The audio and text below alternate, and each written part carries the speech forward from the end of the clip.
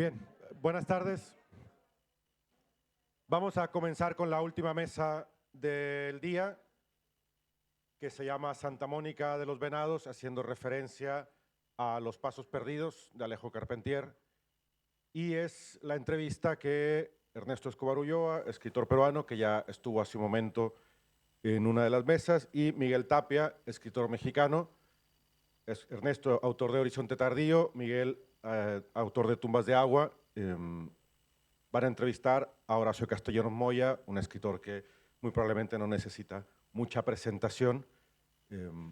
Quizá ayer se hablaba un poco de Kundera, ¿no? Y de la importancia de Kundera en la tradición universal. A lo mejor el asco es nuestra insoportable levedad del ser caribeña, ¿no? Latinoamericana, que seguramente la habrán leído y saben de qué hablo, así que no interrumpo más. Miguel Tapia y Ernesto Escobar entrevistan a Horacio Castellanos Moya.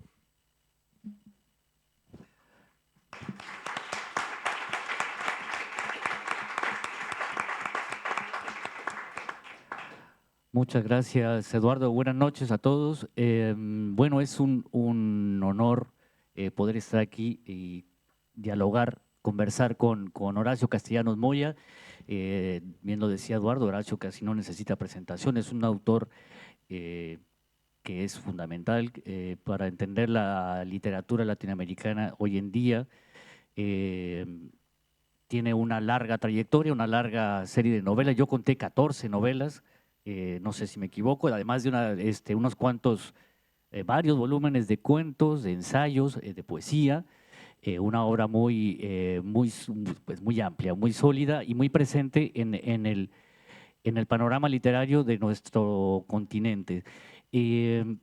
Bueno, voy a arrancar directamente con una pregunta para escuchar a Horacio. Y pues justo todas estas narraciones, al menos las novelas, que es lo que yo más he leído, pues suceden en un territorio y en un contexto muy definido, ¿no? Habla después del Salvador, pero también de las regiones de Centroamérica, ¿no? Habla de Salvador, habla de Nicaragua, suceden en Honduras, en México, y están muy ubicadas en el contexto social y político de la realidad de estos países en las últimas décadas, ¿no? Los últimos 50 años. Y la acción en las novelas va y viene de un país a otro, y continúa, ¿no? Los personajes, las tramas, las intrigas, los contextos se reencuentran de los diversos territorios. Es como una especie de recorrido, ¿no? Por toda esta zona. Y es muy difícil entender, ¿no? La literatura de esta región sin tu trabajo. Pero yo que te quería preguntar, ¿cómo lo has vivido tú? Si este recorrido de todo este territorio lo has vivido más como una especie de deambulación, de paseo, de descubrimiento, o más una ruta que estás trazando como una especie de dibujo, de una cartografía, es decir, con una intención más o menos premeditada. Bueno, muchas gracias a Casa de América Cataluña, la Biblioteca García Márquez, Miguel, Ernesto, organizadores. La verdad es que las rutas de mis novelas han sido las rutas de mi vida en buena medida, ¿no? Mi primera novela, La diáspora, sucede toda en la Ciudad de México, que es donde yo viví 10 años exiliado. Otras suceden en El Salvador, otras suceden en Guatemala, Honduras, incluso en Costa Rica algo y en Nicaragua algo también. Entonces yo llamo a ese como el territorio de Mesoamérica, ¿no? Es un territorio pacífico, en el sentido de que mis novelas no se mueven hacia la costa atlántica nunca, ni hacia la costa caribe. Es el Pacífico, es la franja pacífica que va del centro de México hasta Costa Rica. Y ese es como el universo de donde proceden mis personajes y donde se mueven en la mayoría de mis novelas. Ya en las últimas dos de mis novelas posteriores, esos personajes salen fuera de esa región, ¿verdad? En Moronga se van hacia Estados Unidos los personajes, y hay una que es como muy excepcional en que el personaje llega hasta Estocolmo, hasta Suecia. Pero ahora en esta última novela, en Cornamenta, vuelvo al San Salvador de 1972, Y el trazado de eso no responde tanto como a una voluntad de planeación en cuanto a que yo quiero retratar esta ciudad o quiero retratar esta otra, sino que son formas bastante compulsivas de retratar donde me ha tocado vivir, ¿verdad? Es decir, no me gusta inventarme espacios. Los espacios que retrato son espacios que conozco, o que si no conozco en su época pretérita, como en Tirana Memoria, que sucede en 1944, San Salvador de 1944, no me es tan difícil reconstruir, en el sentido de que con un poco de investigación histórica, con un poco de investigación hemerográfica, puedo reconstruir un poco el espacio de las ciudades.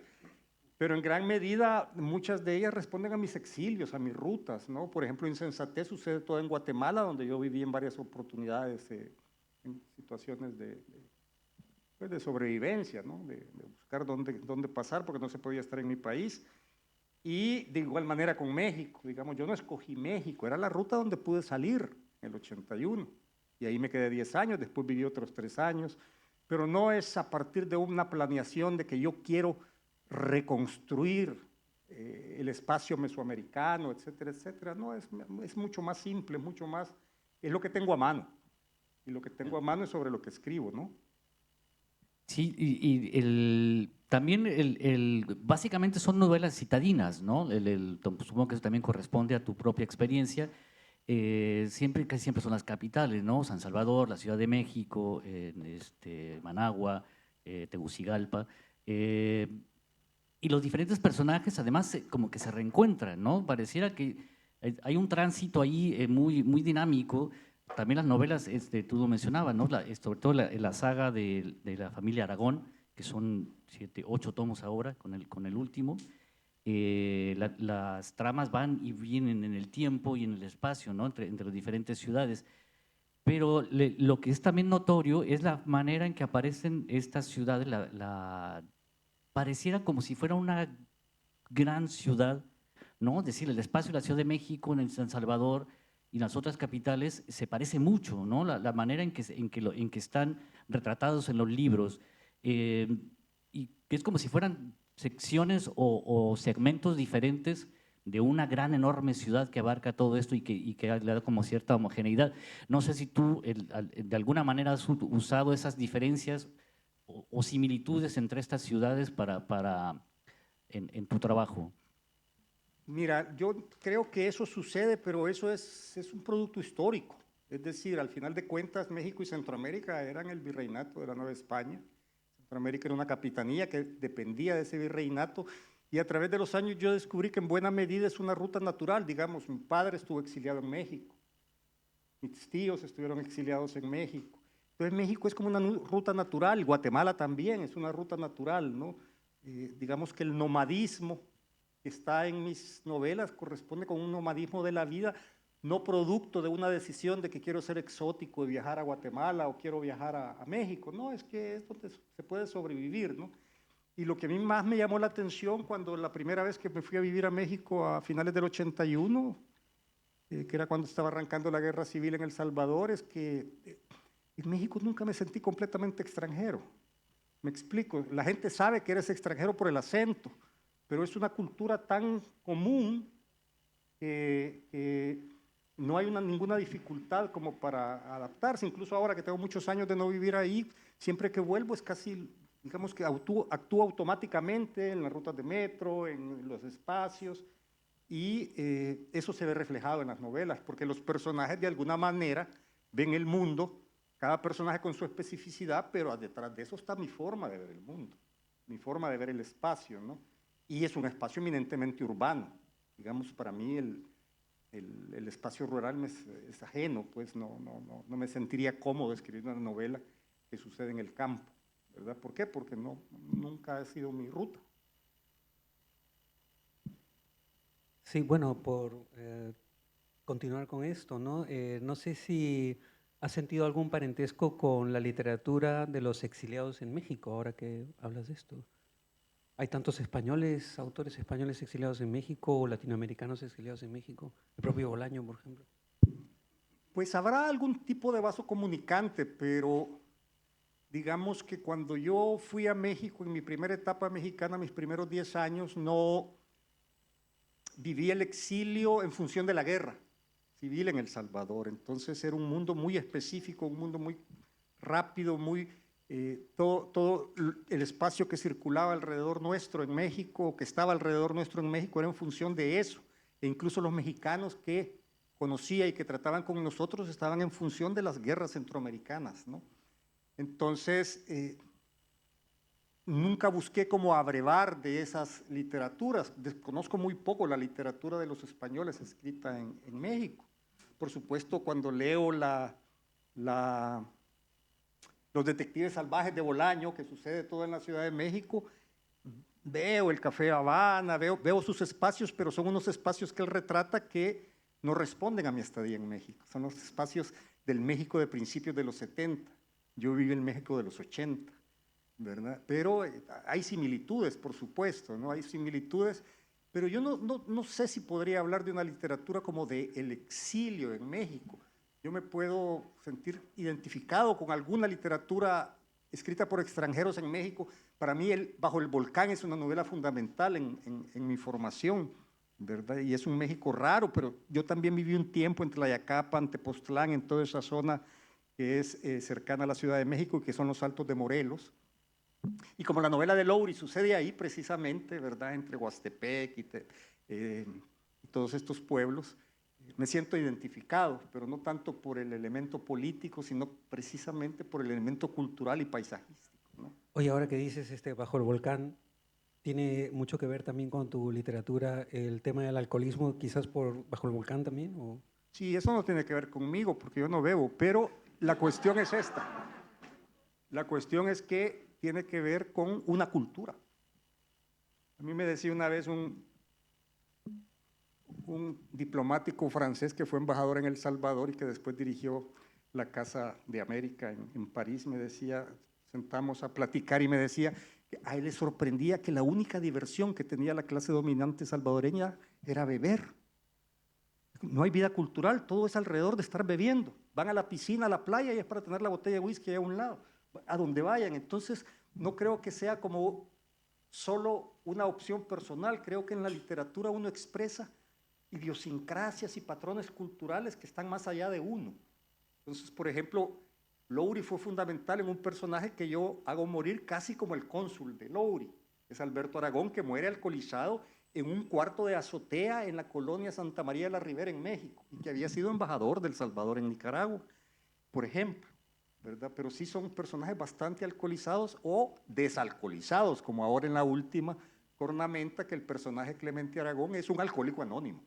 Pero para ser alcohólico anónimo antes hay que haber bajado hasta donde asustan, ¿no? De hecho, en la última novela hay como dos grupos de gente que todavía no ha dejado el alcohol y gente que está en Alcohólicos Anónimos, ¿no? Son como dos clanes, digamos, Dos que se clanes, entrecruzan. sí, y un poco irreconciliables en ciertos aspectos, ¿no? Sí, bueno, mira, simplemente como para tocar base, como para decirlo en una expresión del béisbol, ¿no? Tocar base y pasar luego a otra cosa.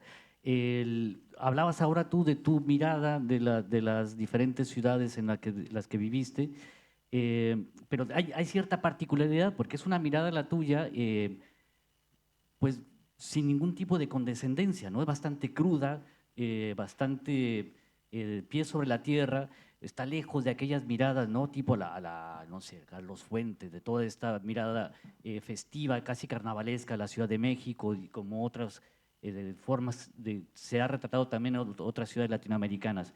Y es más bien la ciudad un espacio en donde se concretiza, ¿no? Todos esos contrastes sociales, los enfrentamientos políticos, la ciudad es ese escenario en donde sucede toda esa, donde se manifiesta, ¿no? Toda esa violencia de la tensión de estos países, ¿no? Y yo te quería preguntar, aprovechando el pie de este título, ¿no? ¿Tú crees que hay lugar para una visión utópica dentro de lo que tú haces? En absoluto, En absoluto. en absoluto, no. Yo creo que cada quien cuenta lo que cuenta a partir de cómo le tocó, ¿verdad? Es decir, las ciudades para mí son un espacio, pueden ser un espacio de diversión, un espacio festivo, pero siempre están marcadas por los problemas, las violencias, las injusticias, las impunidades. Hay una novela que comienza precisamente, o que comienza dentro de mí a partir de una sensación que yo tuve en San Salvador en 1980. Yo me veía yo estudiar a Canadá en el 79 y regresé en los comienzos de la Guerra Civil. En esa época San Salvador era como Bagdad en 2001, o como es, no sé, era ahora Gaza quizá. Aparecían o como puede ser ahora algunas ciudades mexicanas, ¿no? Donde aparecen los cuerpos descuartizados, donde aparecen los muertos. Y cuando yo salía de casa, de mi familia, e iba a tomar el autobús para hacer cualquier gestión, tenía aquella sensación de que el terror estaba condensado, que uno podía cortar el aire porque el aire pesaba el miedo, el terror, la pesadez de la sangre, de alguna manera, ¿no? Y eso te marca, eso me marcó, y yo pude escribir ese libro 30 años después, ¿verdad? Porque sentir la ciudad como un espacio de terror, como un espacio de miedo, como un espacio de muerte, básicamente, es lo que a mí me tocó. No me tocó la fiesta. Si hubiera tocado la fiesta, escribiría sobre la fiesta, ¿verdad? Y me cuesta imaginarla solo como un espacio festivo. No me cuesta imaginar la fiesta, pero no es la motivación esencial que me lleva a escribir, porque los fantasmas míos no vienen de la fiesta, sino que vienen de todos esos miedos, de todos esos terrores, de todas esas experiencias que no son tan agradables. Entonces, probablemente yo escribo una literatura que no es muy agradable. En todo caso es muy interesante. No, pero es verdad que es ruda, ¿no? Es una visión, es una visión dura, ¿no? De lo que, y bueno, sin dejar de ser también divertido de cierta manera, como tú decías, ¿no? Hay espacio para la fiesta y que está muy relacionado ahora mencionamos ya dos elementos que están muy presentes en tu obra, ¿no? Hablaba Ernesto del alcohol, ¿no? Del alcoholismo. Hablábamos también de la política, ¿no? De la lucha política, muchas veces armada, ¿no? Las guerrillas, los guerrilleros que tienen que exiliarse y que se reencuentran en el exilio. Hay otro elemento que también está muy presente y que es el sexo. Pero el sexo aparece como la lujuria, ¿no? Una especie de pulsión así que es el motor, ¿no? Que empuja a los personajes, pero también como esa especie de juego de poder, como de deporte masculino, ¿no? Entre los personajes. Y estos tres elementos están como muy equilibrados en muchos de los libros, es decir, pareciera que forman una suerte de tríada. No sé tú cómo lo veas, qué es lo que une estas tres esferas que las hace ir tan acompañadas. Pues mira, lo del alcoholismo, lo del sexo y lo de la política que mencionas prácticamente es una constante que yo ya heredo en la literatura salvadoreña. Si tú lees a Roque Dalton, esos son los tres elementos de su literatura, ¿verdad? Digamos que no lo llamemos sexo, llamémosle el amor. Yo tengo un libro de relatos, una colección de relatos que le puse un subtítulo que es Del feo amor. Del feo amor, que es un amor donde más bien priva cierta animalidad sexual y cierto deseo de posesión, cierto deseo de satisfacción y no tanto la nobleza de los sentimientos, ¿verdad? Pero eso viene de atrás. Fíjate bien que el principal libro de Dalton, por ejemplo, se llama Taberna y otros lugares. ¿Por qué? Porque fue escrito en la taberna U Flecu de Praga. Es decir, ya cuando tú le pones a un libro el título de una taberna, donde son un montón de tomadores conversando sobre el socialismo europeo, eso te da una pauta. Y no es que yo lo copie, lo que te quiero dar a entender es que el escritor es un ente individual que escribe de sus experiencias individuales, que las procesa individualmente, pero que pertenece a una cultura, a una tradición y pertenece a una forma idiosincrática de relacionarse con el mundo. Y en ese sentido esos tres elementos están presentes. Hay otro que la gente menciona, el humor, ¿verdad? Y eso está digamos, en la beta de la que yo vengo. ¿Dirías que hay como una especie de pulsión tanática ahí que lleva a la gente a vivir de una manera extrema, digamos? De hecho, en la última novela, el personaje principal eh, tiene esta aventura amorosa con la que se está jugando la vida, ¿no? Eros y tánatos amarrados, claro que sí. Claro que sí, y eso pasa ya de comenzar a hablar de mitología griega. Te quiero hablar nada más del San Salvador de 1987 u 88.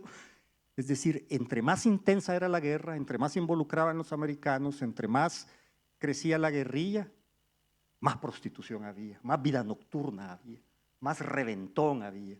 Vos no creías que aquello era una guerra. De pronto comenzaban a explotar las cosas y te dabas cuenta que era una guerra. Pero el Eros y el Tánatos vienen amarrados, no es una, digamos que no es una abstracción producto de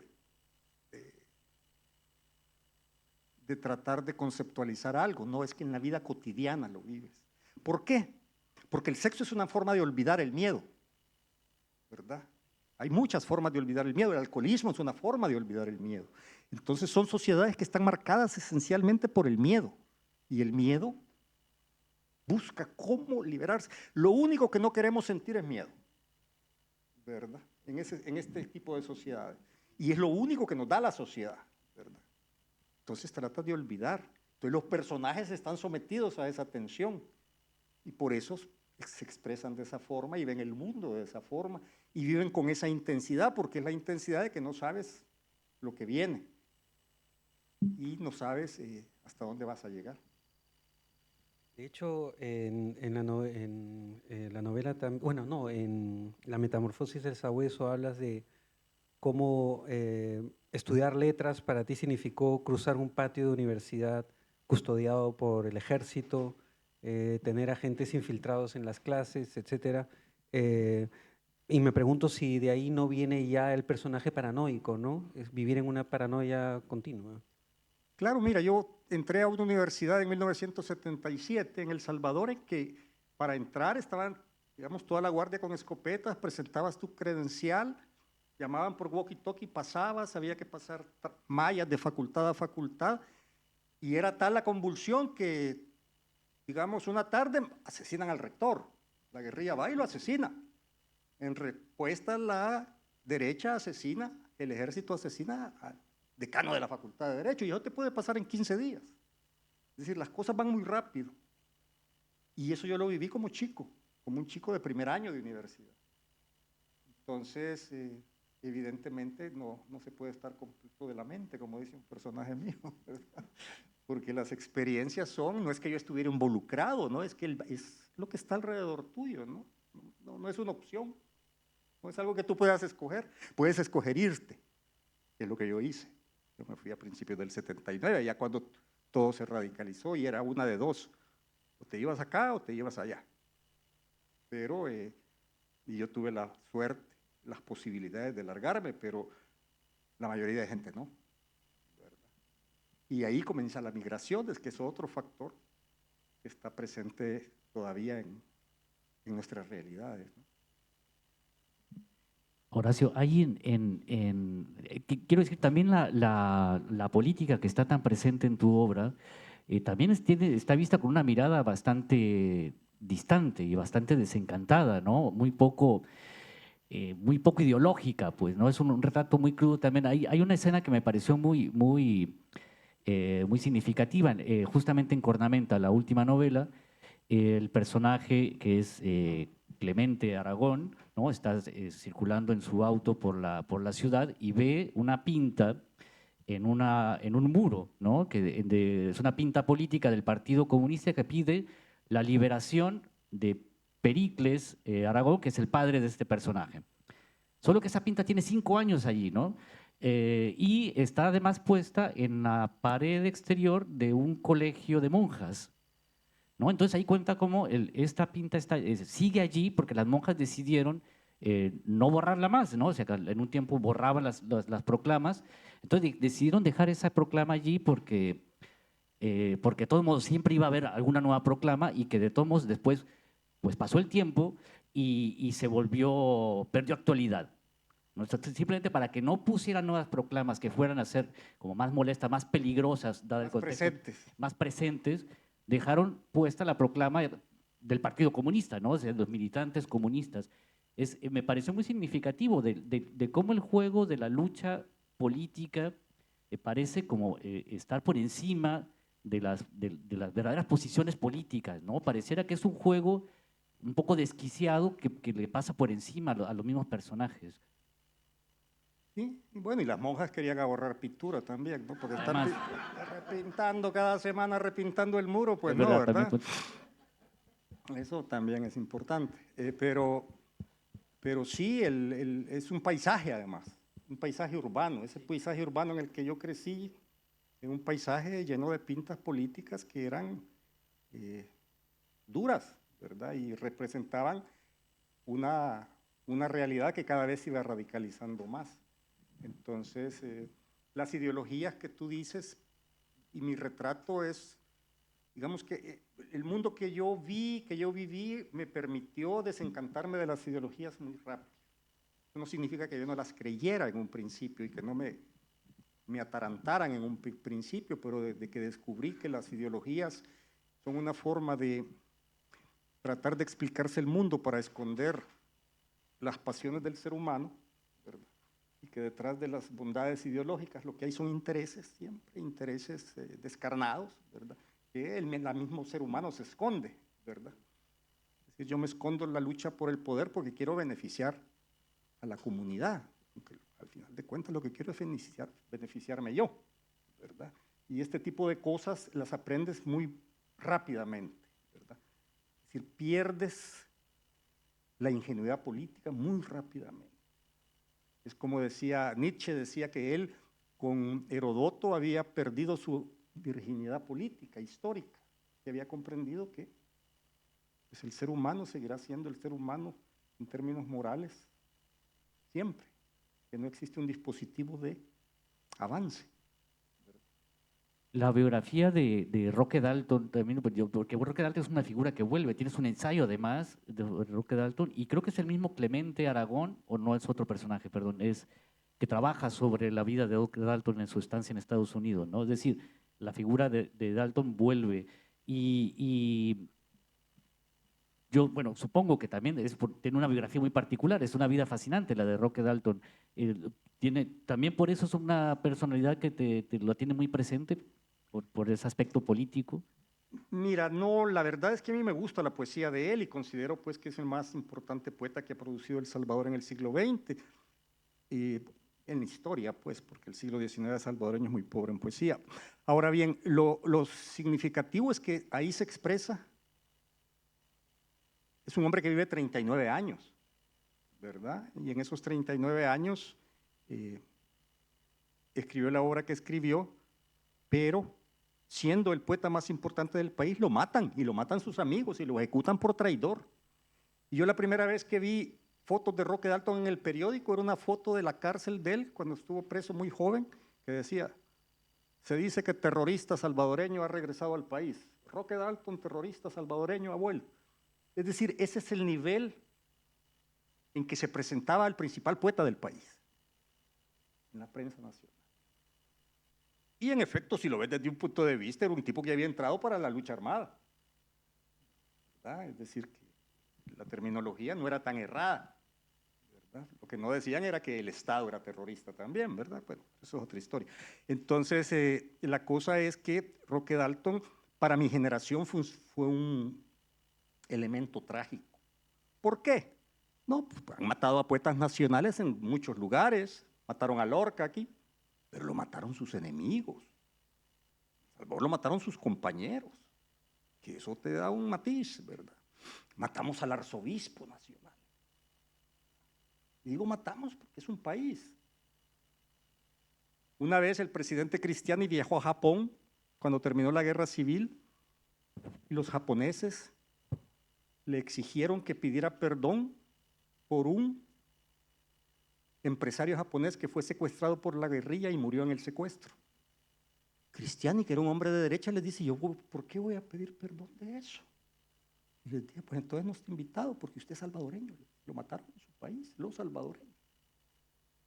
Entonces te da una idea de cómo incluso el concepto de nación estaba o está en un estado todavía incipiente, porque importan más los intereses de clase que la idea de nación. Y bueno, entonces para nosotros la figura de Dalton fue una figura que no conocimos, lo leímos y de pronto se muere de esa forma. No hay cadáver, como Lorca, con ese detalle. Entonces, para un escritor siempre es importante encontrar anclas, asideros nacionales, aunque uno después despegue y vaya donde vaya. Y se despegue hasta donde se despegue, pero para, digamos, los escritores de mi generación en El Salvador, Dalton era ese asidero. ¿En qué medida qué parte de su obra destacarías tú como la más importante o qué parte de su obra te influyó a ti? La parte satírica, fundamentalmente. Un escritor satírico que se burlaba de todo. Él tenía un verso que decía, nunca pude contener la risa. Ese es el gran problema de mi vida. Nunca pude contener la risa. Entonces, claro, si te burlas del secretario general del Partido Comunista y eres comunista, si te burlas del Papa y eres católico, estás en problemas, ¿verdad? Es decir, eres un escritor satírico que va a pagar un precio por eso. ¿Por qué? Porque todo escritor satírico paga un precio. El escritor irónico no tanto, ¿verdad? Porque la ironía se generaliza y es muy fina, pero la sátira es dura, ¿verdad? La sátira, y yo creo que al final eso lo llevó también a la muerte.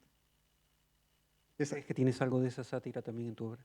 No sé, eso no lo podría decir yo, pero te quiero decir que es la parte de su obra que más me influyó. Horacio, para hablar un poco de tu forma de trabajar, yo escuché en una entrevista, quizá no recuerda que lo dicen porque no sería la primera vez, pero en un momento decías que, que la literatura tú lo vivías como algo muy privado, ¿no?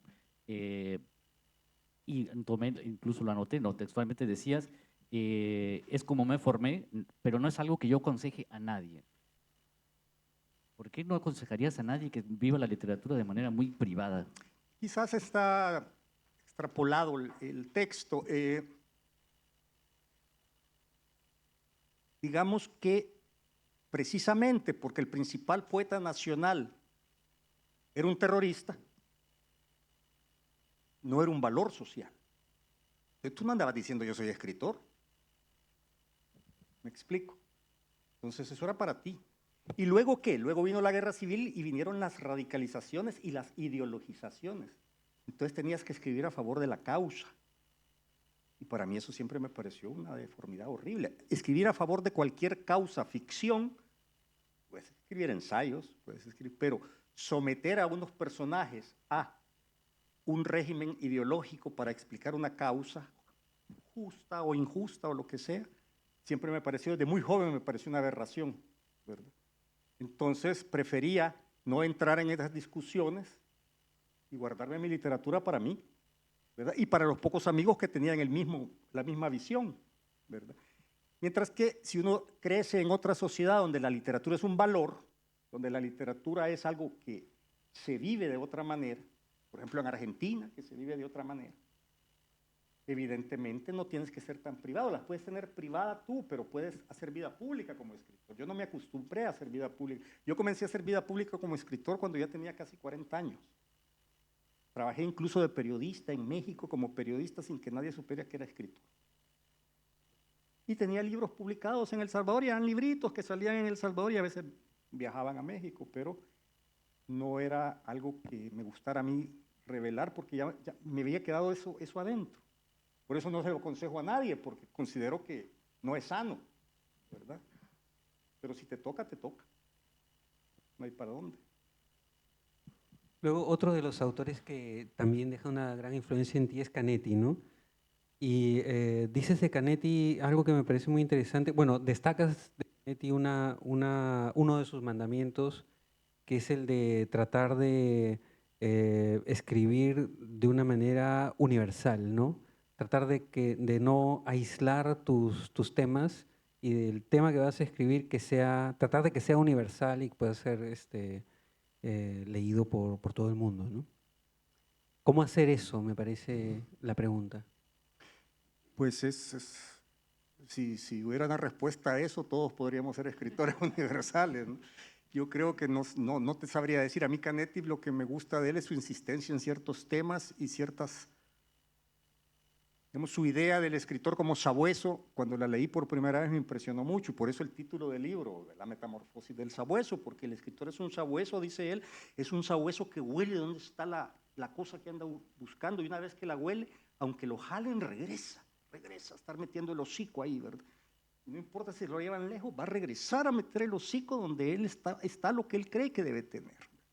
Y esa idea de Canetti me pareció fascinante, ¿verdad? Y eso es el presente, ¿no? Tiene que ser un sabueso de su presente. De su tiempo, un sabueso de su tiempo, y dice al mismo tiempo que es un sabueso de su tiempo, que disfruta de su tiempo, pero al mismo tiempo lo rechaza, ¿verdad? Entonces ahí está la clave de no entregarte absolutamente a tu tiempo.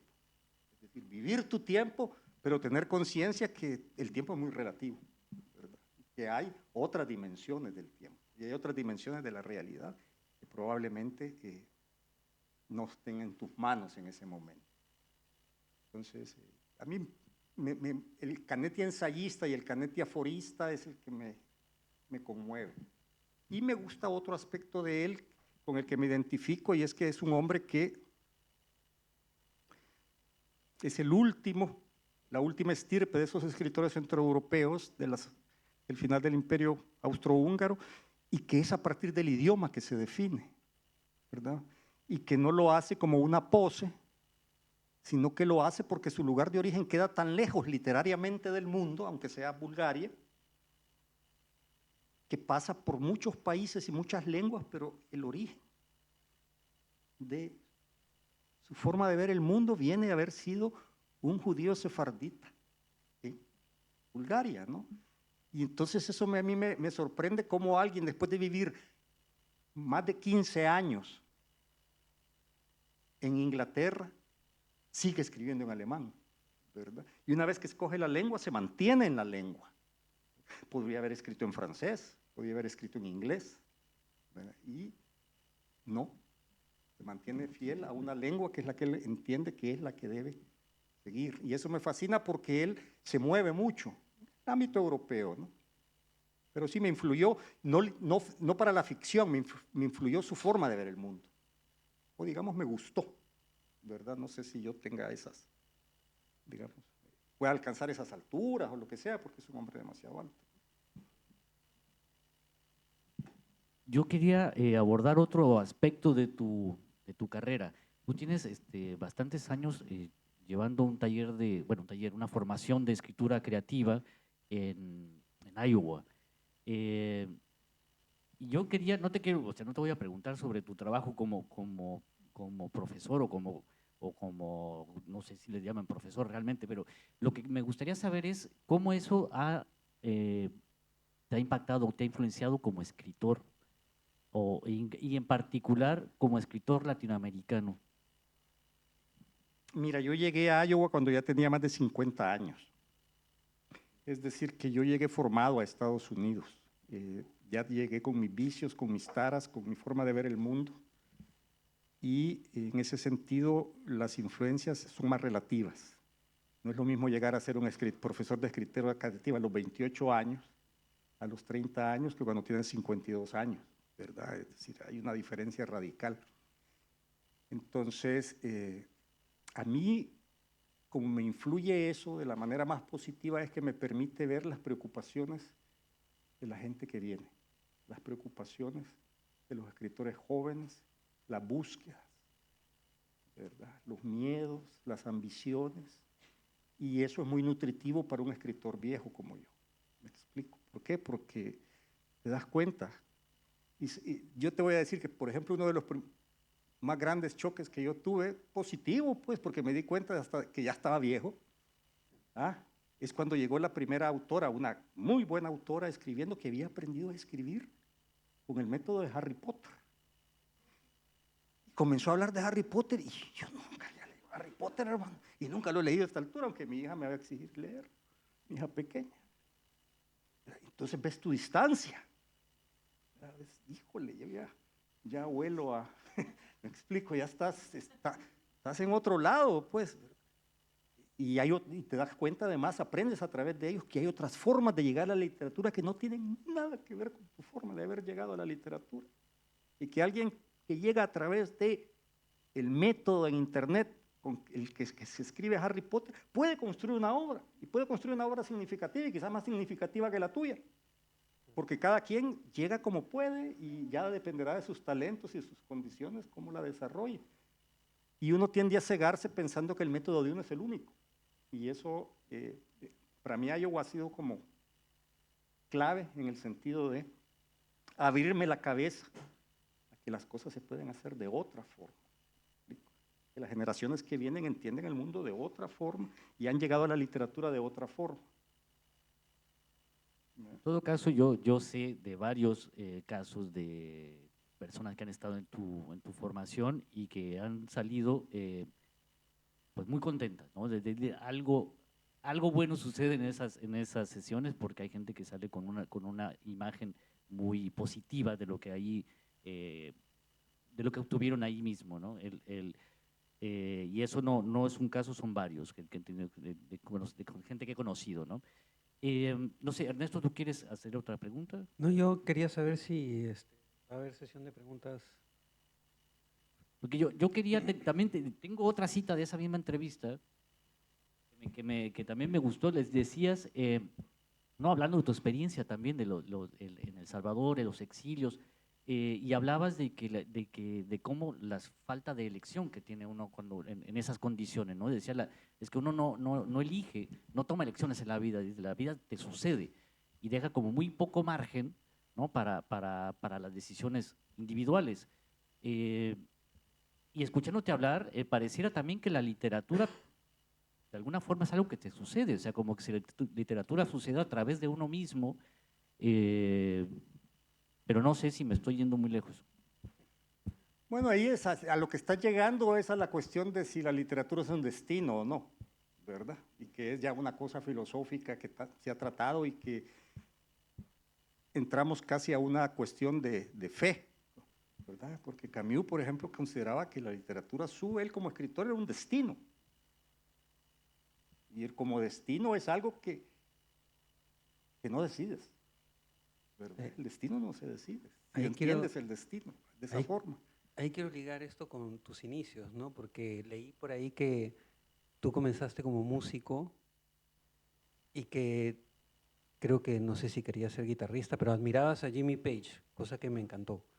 Bueno, claro.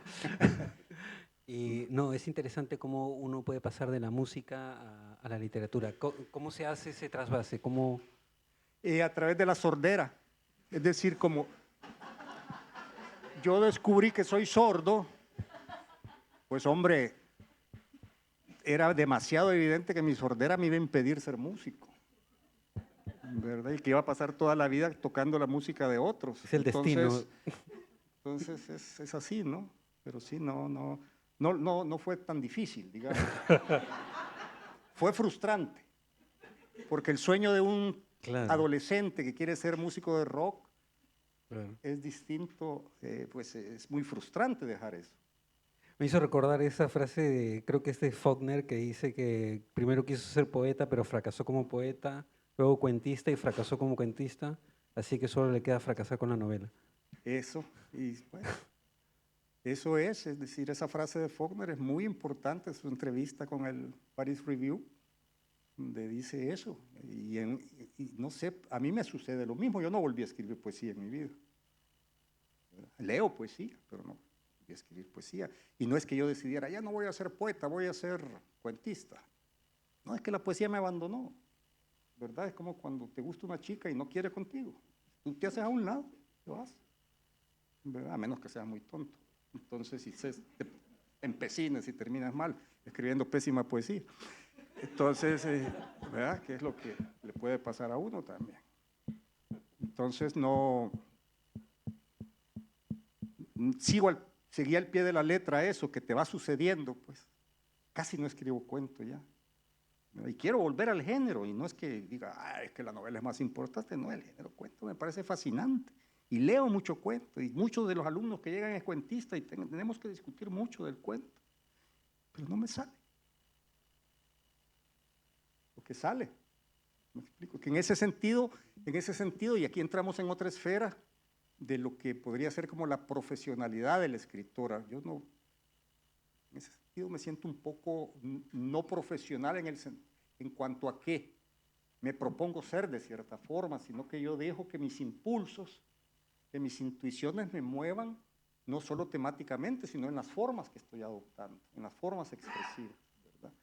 Y si no sale el cuento, no sale el cuento. Ni modo. Un proceso natural, ¿no? Como un proceso natural. A veces lo he asociado yo, y esto ya lo he dicho varias veces, también lo he asociado yo con las condiciones. Hay un verso que dice eso, precisamente de Dalton, que dice, si tú comprendes las condiciones en que escribo, comprenderás mi literatura. Entonces, novelas muy cortas a veces son las condiciones en que estás, las condiciones en que te pones a escribir que te determinan todo, ¿no?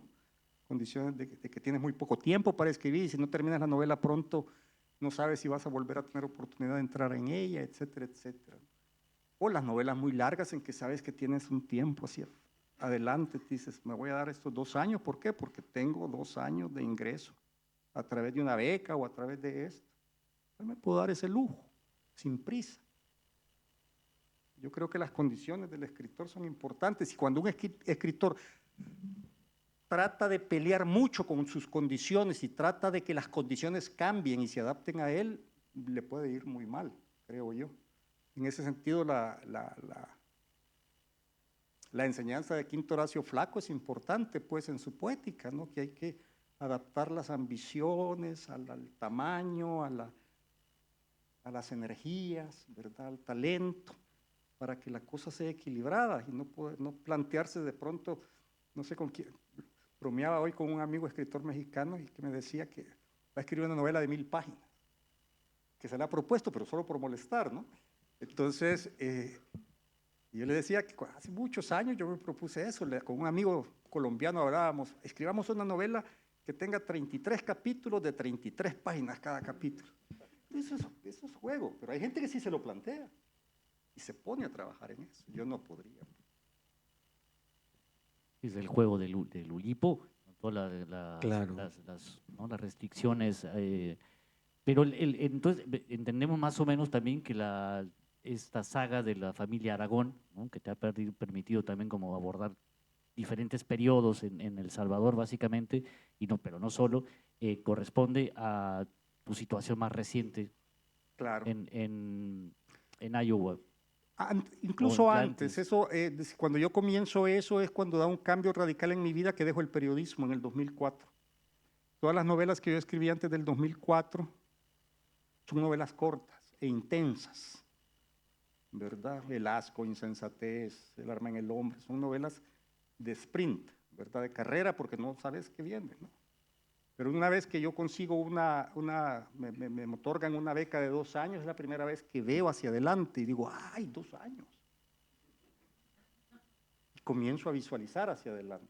Y ya después de eso, porque el periodismo es muy interesante como profesión para aprender del mundo y aprender de las cloacas humanas, pero para un escritor es muy riesgoso, ¿verdad? Porque te meten unas dinámicas que son difíciles, ¿no?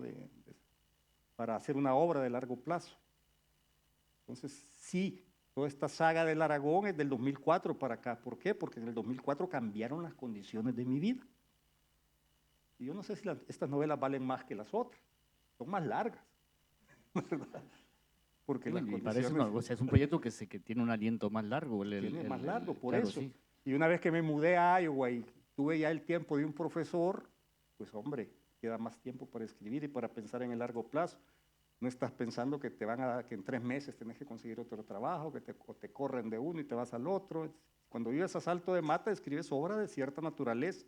Cuando vives con mucha estabilidad, escribes obra de otra naturaleza, en mi caso. Microrrelatos. Los relatos. Bien, los relatos. Pero fíjate que también puedo ser yo el mismo abogado del diablo y te puedo decir, Borges lo tenía todo claro hacia adelante, solo escribía relatos. ¿Ah? Me explico.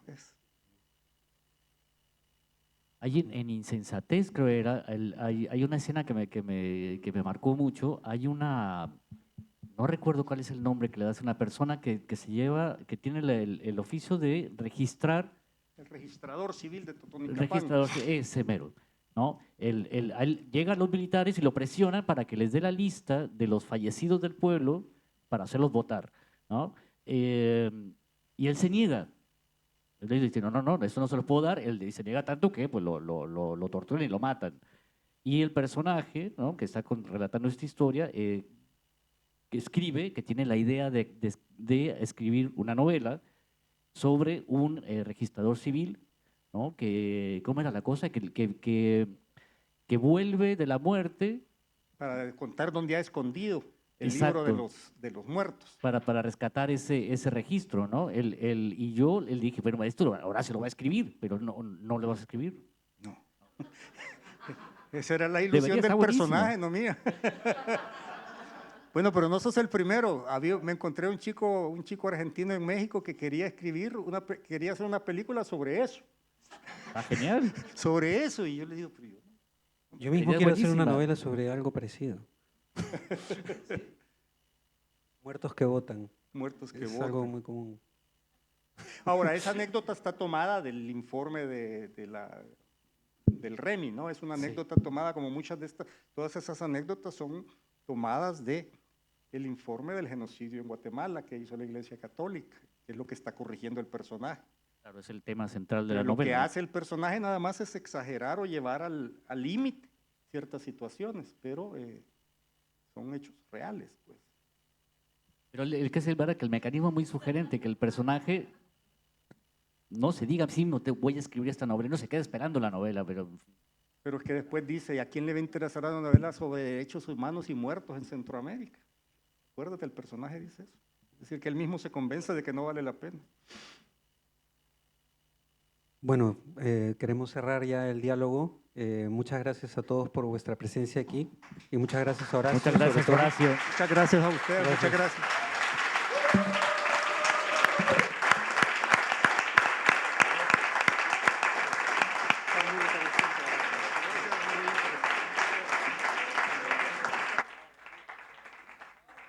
Bueno, muchísimas gracias, Horacio, muchísimas gracias, Miguel, Ernesto, por esta increíble conversación.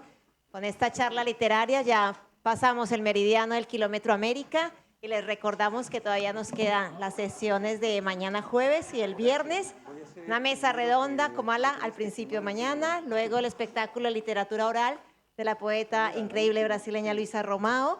Y después la tómbola, que repetirá Horacio, estará la Nona Fernández, la Gabriela Cabezón Cámara y el Rodrigo Rey Rosa, dándole vueltas a la tómbola y respondiendo preguntas. Y luego la fiesta, que ya saben, en el barrio de Gracia a las 10 de la noche. Y el viernes cerraremos el festival, como saben, los que nos siguen desde su primera edición, pues cerraremos con la ruta literaria, que este año será por el barrio del Carmel, y con el estreno de la obra de teatro, adaptación que hemos hecho del cuento de Liliana Colanzi, Ustedes brillan en lo oscuro. Entonces, nada, aquí les esperamos y recuerden hacer sus preguntas para que esa tómbola pueda girar mañana. Gracias, hasta mañana, buenas noches.